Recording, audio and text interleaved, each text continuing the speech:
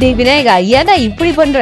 ஏமா நான் தான் சொன்னலம்மா எங்க அண்ணன் ஒரு குழந்தை மாதிரிமா அவனை போய் நீயும் டேய் நீ சும்மா இரு. அவன் சீட்டை நீ உள்ள வராத.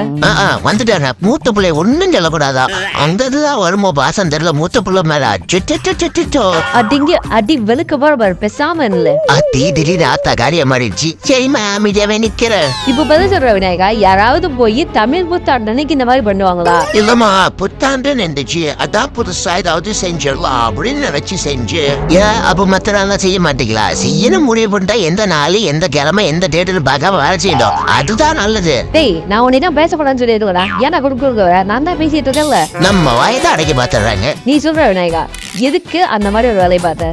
இல்லம்மா கம்பேக் கொடுக்கலாம் இப்படி ஒரு வேலையை பார்த்தேன். அடே நீங்க வருஷம் நியூ இயர்க்கு ஜிம்ல போய் ஜாயின் பண்றதுதான் ரைட்டு தான்.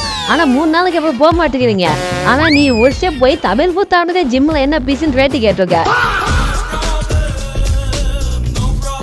எல்லாம் அம்மா குடுக்கற செல்லம் மூத்த புள்ளன்னு அப்படி செல்லத்தை அள்ளி கொடுக்குறீங்களா?